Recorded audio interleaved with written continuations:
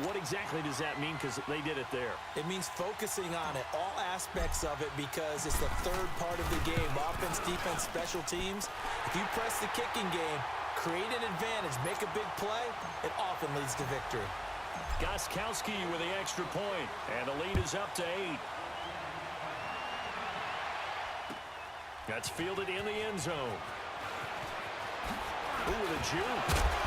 And he's able to get it across the 20, but not by much, as he's marked down at the 21-yard line.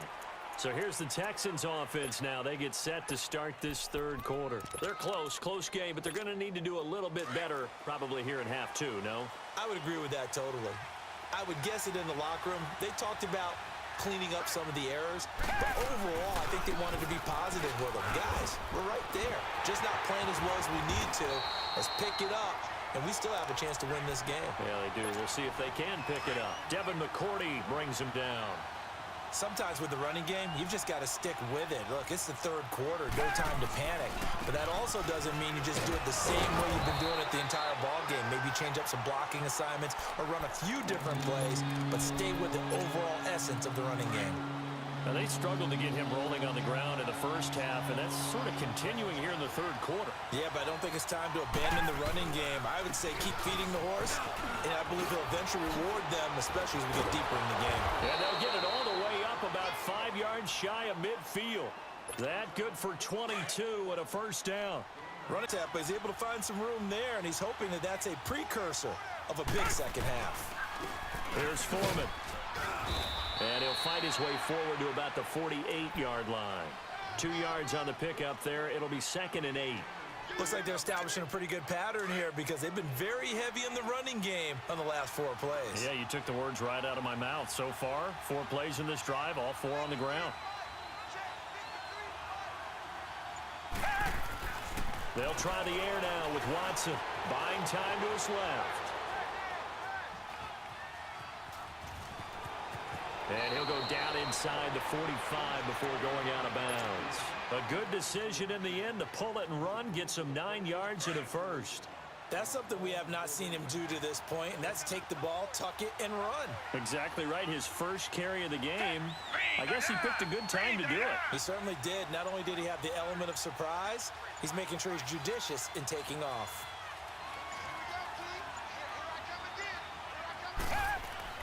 Now a first down throw. Watson flush to his right. And he'll find Akins there, complete. And they'll wind up getting this one all the way down inside the 20. A really nice gain of 25 yards.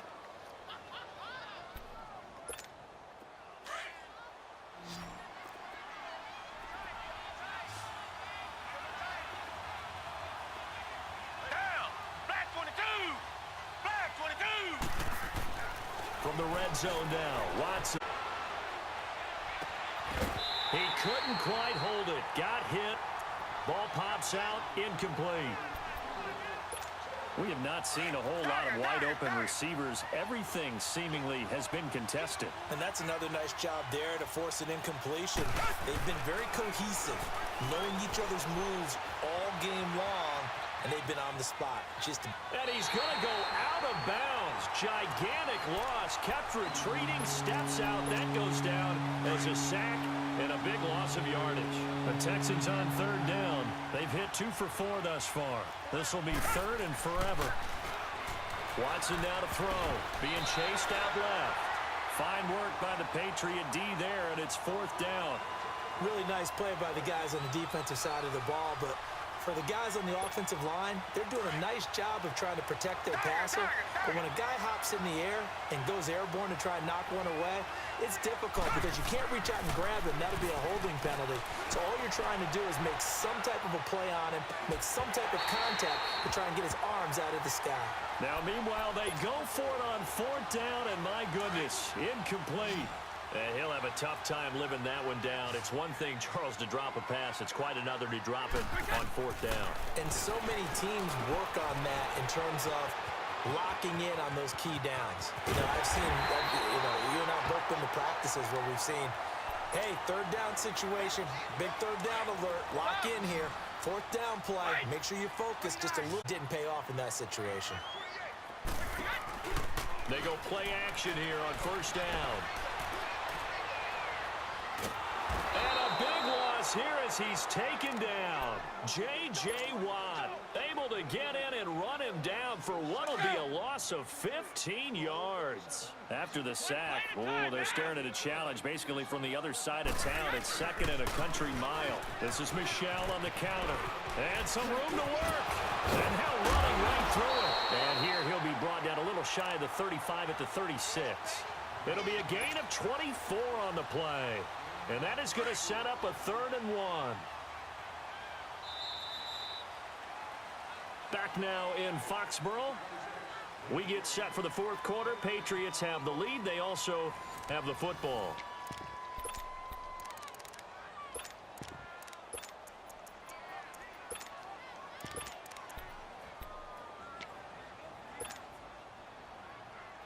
New England on 3rd down. Just 1 for 3 thus far. They're up against a 3rd and 1 situation. They'll try and run for it. Here's Michelle. A 3-yard gain and enough for the first down.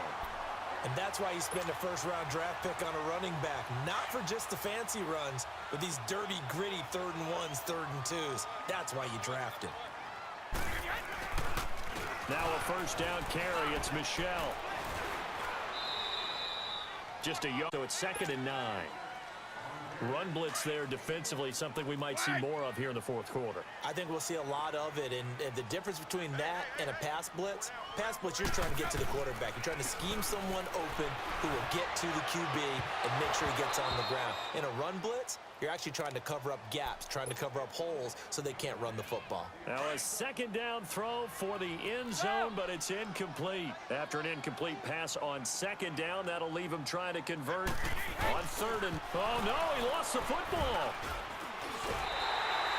On plays like this where the ball comes free, it's often unusual for the team that lost it to get it back because this is a quarterback. The ball gets away from him. Everyone else is trying to execute what they're supposed to do on offense. They're usually looking in the other direction, downfield, or have moved away from it. In this case, though, a teammate is able to come up with the ball. A big one there. That gives them a little cushion and makes it a 2-score game. Yeah, bled a little time off the clock, put some points on the board. It's not totally out of reach yet, but it has to feel pretty good to them right now because as a defender, you go out on the field and say, guess what? You can put some points on the board, but that won't beat us. And now out comes Houston. And on that last drive, went for it on 4th, turned it over. A good job by their defense, though. They held them to 3, but this offense, they've got to be a little bit better, a little bit more careful here. And sometimes when you see these calls on 4th down, when they decide to go for it, it's not necessarily the coach saying, I believe in my offense. Sometimes the coach saying, I believe in my defense. I can afford to go for it here because if we don't get it, I don't think we'll give up more than 3. And that's exactly what happened. You think that factored in? I do. I think that he had that in his mind going into the game, that I'm going to be aggressive on offense because I know It got his man complete. And all the way down to the 35. A huge play there for Houston. 42 yards. So that changes things a bit. Here's a 1st and 10 all the way down at the 35. On 1st and 10, Watson escaping the pressure right. The ball comes out, but this will fortunately wind up out of bounds. A nifty bit of scrambling there. 12 yards, 1st down. I don't know about you, but I could hear and feel the sigh of relief all the way up here in our booth. That was palpable. The sideline, the friend there. No doubt about it. Ball goes over the sideline, able to retain possession, no turnover. I know his coaches are screaming, just hang on to the ball, man. 15 more there, and they're on a roll. It's another 1st down. 1st and goal, and they got to be thinking a chance to get right back into this football game. They'll run with Foreman, and they'll get him down here at about the 5-yard line. Give him 3 on the gain there. 2nd and goal. That didn't just feel like good defense there. That felt like pride, didn't it? He's already gotten into the end zone twice, trying to get there for a 3rd time. No one likes to have the hat trick against them. He'll get it up the middle. And he'll get this one back to the 5-yard line, but no further than that. No gain on the play there. They're going to need to come up with something better here. You got to think this is likely 4-down territory anyway, but they'll try to punch it in now on 3rd and goal. Time for a break. We'll come back and see this one out after this. You got to think this is likely 4-down territory anyway, but they'll try to punch it in now on 3rd and goal. A carry for Foreman, and they'll be driven back here, losing yardage to the 9. And a loss of 3 to bring up 4th. An interesting and intriguing decision there defensively because they kept extra DBs on the field despite seeing the multiple tight end look that came out for the offense. And this is intercepted, and that should do it. Picked off inside the 5. How about the big boys snagging one? You don't see that every week. No, you don't, but a lot of them are just reliving their old dreams, going back to when they were in youth football and in high school. They didn't always play defensive line. Some of them actually handled the football, and you can see the flashback when he grabbed that one. And intercepted. Maybe the turning point they need. Picked up by Justin Reed. When you're on your own 1-yard line like they were, oftentimes you're thinking just run on any down, get some space there. They elect to throw it. It cost them. You get the sense that they were banking on the element of surprise, right? Everyone expects you to run it there. Let's take a shot. Let's throw it. Try and create some space, some room. And it went awry, didn't it? Flushed out right.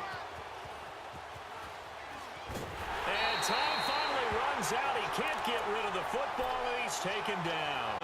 In there to take him down, and the clock will roll. It's 2nd and goal, but now all the way back at the 14. Here's Watson.